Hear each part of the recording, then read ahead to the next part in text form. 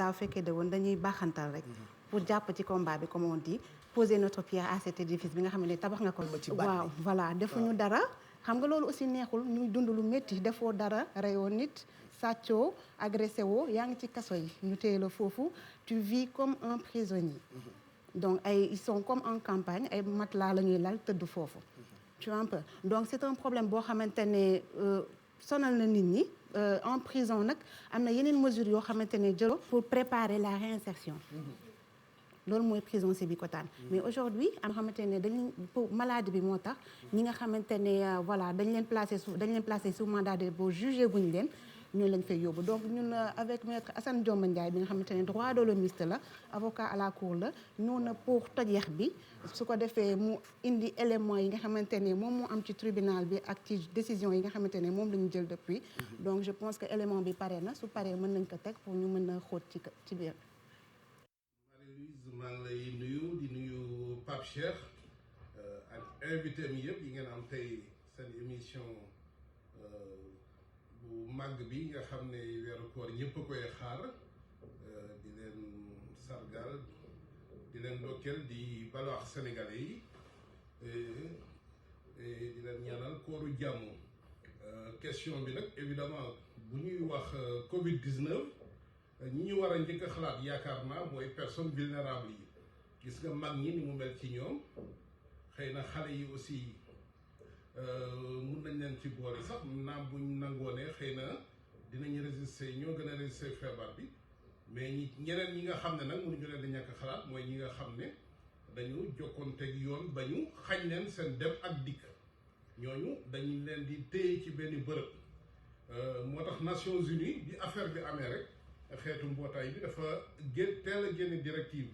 xamal ne ñooñu il faut ñu jël ay mesures spécifiques ci ñoom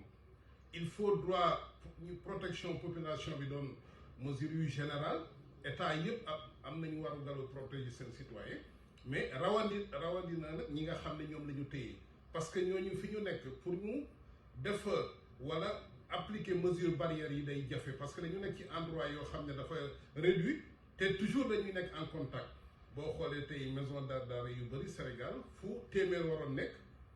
daanaka ñeenti téeméer lañ fa dugal te xam nga déjà masque yi dina doon problème mais même bu masque amee li ñuy wax distanciation sociale bi du mën a nekk parce que déjà dañu entassé wu ci biir maison d'arrêt loolu nag moo daal di ko dañuy wax mesure barrières yi ak surtout nag hygiène ak aussi di mun a raxasu di mun a am gel alcoolique ak encore am régime sanitaire boo xam ne dina mun a dëkku feebar bi léegi nag loolu dina jafe ci suñ pays sous-développé yi surtout avec longue détention provisoire yi loolu benn aspect la mais boo seetee ci seen condition d'existence réelle déjà confinement xëy na population yi am nañ confinement partiel am na couvre-feu mais ñoom dañoo am confinement total parce que mënatuñoo génn même dem audience ñi nga xam ne ñooy génn ñu néew la ñuy wax flagrant délit mais ñi des ñëpp mënatuñoo génn ñaareel bi aussi droit bi ñu amoon di jokkoo ak seen famille ñu ñëw di leen seet si amatuñ ko droit familial la droit à la visite seen avocat aussi droit de la défense ñu war a ñëw di waxtaan ak ñoom xëy na di noot seen xol di leen rassurer amatuñ ko donc ñooñu xam nga confinement total la ñu am léegi nag loolu aussi beneen aspect la ci vulnérabilité bi nga xam ne déjà amoon nañ ko léegi dañuy nekk ci benn solitude moo tax ñu encourager ñu élargissement bu doonul total ndax xëy na mënuñoo bàyyi ñëpp mais ñi nga xam ne daal bàyyi bi vraiment mun nañ leen a bàyyi te du yàq dara ci li ñuy wax continuité de la justice parce que boo nekkee liberté provisoire ça ne veut pas dire que kenn du la àtte ëllëg ça ne veut pas dire que du ñu wax ne li ñu lay topp yaa ko def wala defoo ko xëy na détention bi rek mooy changé moo tax loolu daal ñu ci ñaax état yi beneen nag conséquence bi nga xam ne mun nañ ko wax te xëy na moo ci gën a doy waar mooy le droit d'être jugé dans un délai raisonnable képp ku ñu téye war nañ la àtte ci diir bu jaadu mais boo seetee tey déjà amoon nañ problème mu longue détention provisoire ñoo xam dañ leen di téye lu yàgg lu ñu leen àtte mais ñëpp seetlu nañ ne depuis bi feebar bi amee tribunaux yi presque dañu nekk à l'arrêt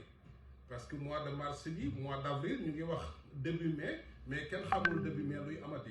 donc jàpp nañ ne mën nañ dem ba ñetti weer yoo xam ne xëy na audience yu ëpp solo yi du mun a am xëy na flagrant délit yi dina am mais même flagrant délit yi sax ñi ñuy atte mooy ñi nga xam ne amul partie civile parce que dañu jàpp ne partie civile yi mënuñu comparaître ba presque dañuy renvoyer dossier yi bon war nañu reconnaître nag ne am na benn effort d'humanisation yoo xam ne tribunaux yaa ngi koy defe naa ministère bi wax na ak procureur yi mais juge yi ci seen bopp defe naa xam nañ ne am nañ wàll seetlu nañ ne liberté provisoire yi ñu ngi maye mais ba tey boo seetee rythme bi yéex na te encore ñi ñuy may bëriwuñu ñaareel bi aussi seetlu nañ ne mandat dépôt yi ni ñu ko doon defee procureur yi wàññi nañ ko bu doonee loo xam ne daal mënut a ñàkk gis nañ ne dañ lay may liberté provisoire mais loolu yëpp ba tey boo ko xoolee par rapport pourcentage bi Nations Unies recommandé dafay néew parce que bàyyi bi mënoon na ëpp loolu te mënoon nañoo gën a fexe ba xëy na détenu yi xëy na suñu borom mu ngi ñuy suturaal ba tey eggaguñ ci prison Sénégal yi mais kenn xamul feebar buy law bu fa duggee musiba bu mu indi moo tax daal ñun ci mbiru droits humains dañoo tënku ci directive yoo xam ne yi nga xam Nations Unies moom la joxe fexe daal ba képp koo xam ne daal wala ñi ëpp ci limu ñi nekk tey détention war nañ fexe. mu ngoog ay kàddu yoo xam ne ni dañu ko réaliser en mode visio télétravail ak maître Assane Dioma Ndiaye xam-xamam màcc lool ci wàllu yoon waaye ci wàllu itam ak yelleefu doomu aadama saa yu ñuy waxtaanee yëfi droits de l'homme bokk na ci borom xam-xam bi ñëppi dékk micro donc Marie-Louise nga def ak moom visio bu wax lu am solo jëm ci ñi nga xam ne ñoo nekk ci kaso yi moo xam góor yi moo xam jigéen ñi moo xam mag ñi moo xam ndaw ñi ñoom déjà ils sont confinés mais dañoo confiné wu ak ñi nga xamante ni ñooy liggéey ci kaso yi. effectivement Pape ñi nga xamante ne ñu ngi ci kaso bi wax naa ko sànq ñi fay liggéey ñu ngi ci kaso bi xam naa nag ñu ngi xaar le directeur de l'administration pénitentiaire ci quartier général su ko defee dina gën a mën a xóotal ci question boobu parce que moom prévoir na déjà pour ñëw. ñu ngi koy baax pour mu ñëw ñu ngi koy baax pour mu ñëw léegi Pape am na conséquence su confinement bi parce que da ngay gis décision yi nga xamante ne moom la ñuy jël benn tristesse la créé ci détenu yi parce que détenu benn contact humain kii extérieur rek la amoon mooy visite yi loolu rek moo ko doon moo ko voilà sa yaay seet si la loolu su amatul de voilà mënatul nekk te da ngay gis aussi il faut se supporter parce que avant dañ doon arrangé wu ko ñoom ñi nga xamante ne dañu bokk ay bëgg-bëgg di bokk mais dernièrement camp pénal am na fa benn problème boo xamante ne kii dafay déglu musique kii di déglu si kër mënuñu boole après problème am fa ba ñu mujj jël kenn ki yóbbul kii na la tudda ci rëbës donc c'est des problèmes yoo xamante ne en interne am na yeneen problème aussi par rapport ak suspension audience yi parce que procès yi yenn procès yi mënul am da ngay procès criminel c'était prévu comme ñoom booy jinne prévoir woon nañ leen le 28 bi mais dañuy ñëw dañ koy renvoyer parce que audience yi dañ ko suspendre yooyu yëpp ay conséquences su décision yi nga xam ne peut-être nag fi pandémie bi neexee mooy am na jugement yoo xam ne bu ñu ko dee def ñëppay ñëw seetaan si te des fois da ngay am kersa man jugé nañ ma ñaari yoon ci yëfi télé waaye day fees del waaw may seetaan parce que audience publique la bu may génn tribunal damay mel ni vedette yooyu waaw wax li maag Bessel jugé nañ loo leen bi ma nekkee 2STV tamit jugé woon nañ ma waaw fees del nit ñi di ma seetaan site yëpp bind mbaa relaxé nañ la donc relaxé nañ la wala relaxé wuñ la dafa xaw ma sax la bàyyi nañ la après finalement non dañu dem xaw ma fu affaire yi mujjee bu mujj bi damaa ne damaa feebar sama convocation bi mais yow correctionnel la créé suux ko gis nga ma mënumaa dox sax ànd ma garaawul certificat médical xam nga kii dara tëdd à la barre moo métti lii waxtaanu kër la à la barre daa métti même soo deful dara sa da ngay tiit man première fois bi ñu ma nee kaay traduire dama doon lox te defuma dara ma ne mais attends man defuma dara lan moo tax may lox surtout procureur ba Abbas yaay woon maag moom a yendu jour boobu mu ñëw Abbas ne xaw ma waaw ñoom nag amuñu mbokk de mais bon quand même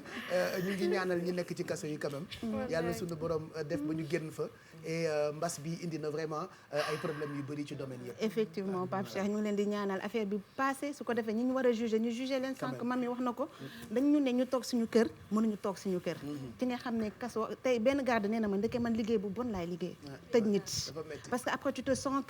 que yow nga toog mënoo dem mënoo dikk lu mu métti imaginez tu es contraint à le faire tu es obligé de rester à mon choix donc dafa métti voilà voilà dañ koy xam en tout cas Louise ngi wax bàyyi sama yaram di daw dama fa mus a def benn waxtaan ma taxaw ma ne détenu yi jàmmal leen garde yi man leen parce que yéen da ngeen jàppee seen bopp ay jeelmaan mais réel jeelmaan yi mooy garde yi parce que ñoom ñoo bàyyi seeni kër